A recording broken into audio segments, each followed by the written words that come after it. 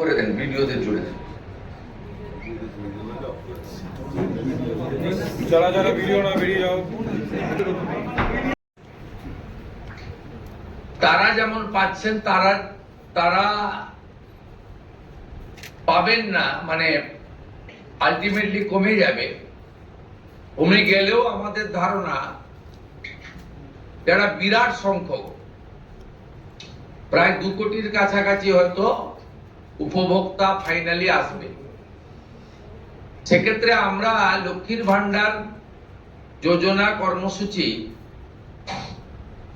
ততদিন অর্থাৎ চালু রাখছি যতক্ষণ না অন্নপূর্ণা যোজনার ফর্ম ফিল আপ এবং এনরোলমেন্ট কমপ্লিট হচ্ছে। আমরা চেষ্টা করছি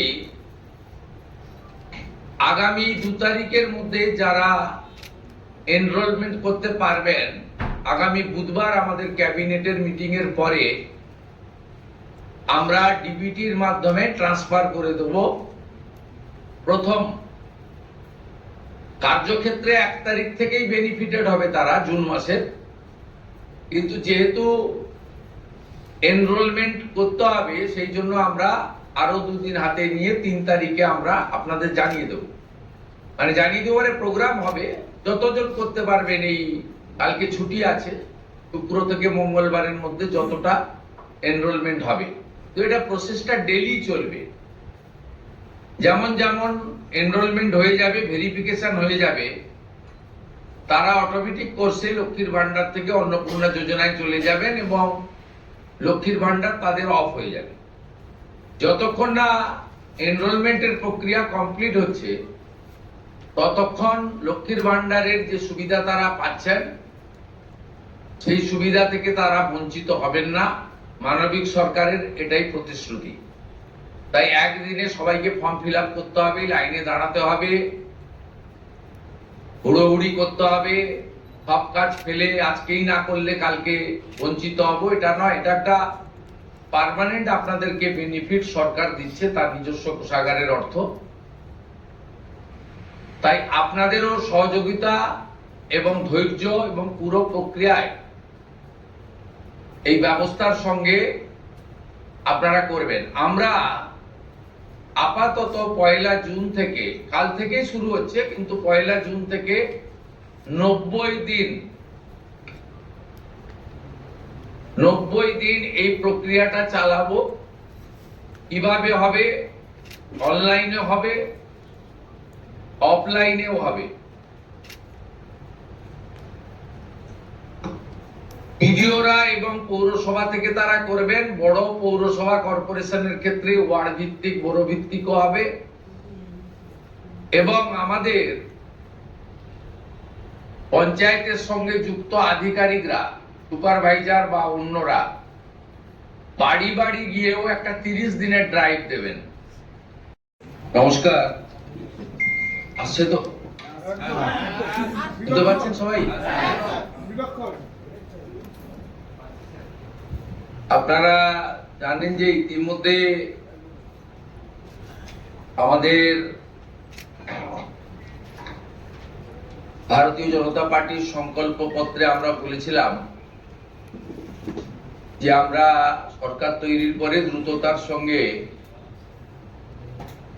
অন্নপূর্ণা যোজনা চালু করব এবং উপযুক্ত ব্যক্তিরা অর্থাৎ মহিলারা তারা 1,500-এর বদলে 3,000 টাকা করে পাবেন।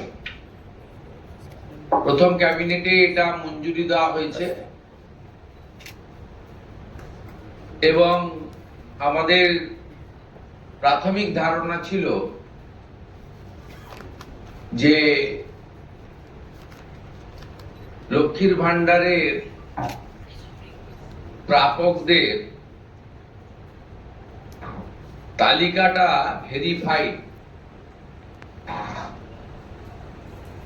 কিন্তু আমরা ভুরি ভুরি অভিযোগ পেয়েছি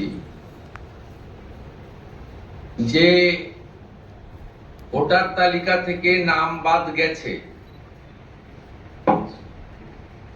স্থায়ীভাবে নাম বাদ গেছে এবং ট্রাইব্যুনালে বা সিএ তে অ্যাপ্লিকেশন করেননি এমন অন্তত 30 লক্ষের কাছাকাছি, অ্যাপ্রক্স বলছি, সংখ্যাটা আরো ক্লিয়ার হয়ে যাবে ফর্মগুলো ফেরত এলে, তারাও লক্ষ্মীর ভান্ডারের টাকা পাচ্ছে।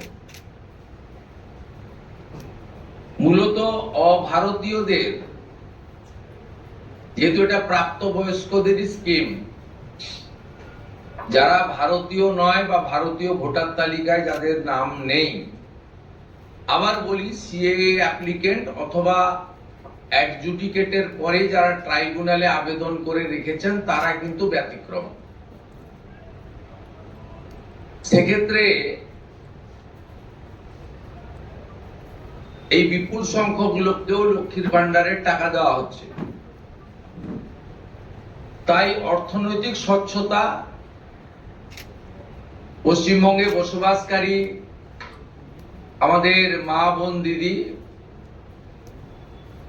যারা উপযুক্ত এবং যারা এই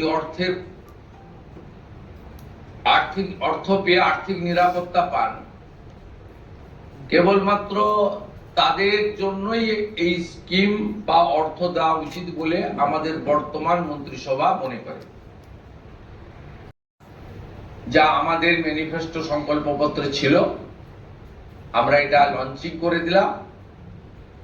ফর্ম ফিল আপে সহযোগিতা করুন এবং এই সুযোগ গ্রহণ করুন। প্রতি সপ্তাহে আমাদের মাননীয় মন্ত্রী অগ্নিমিত্রা পাল প্রেস ব্রিফিং করে প্রতি সপ্তাহে কতজন এনরোলমেন্ট হলো সেটা সাংবাদিক বন্ধুদেরকে জানিয়ে দেবেন। 3 তারিখে আমি এবং আমার অন্যান্য ক্যাবিনেট কলিগরা থেকে আমরা ট্রান্সফারের কাজ শুরু করব।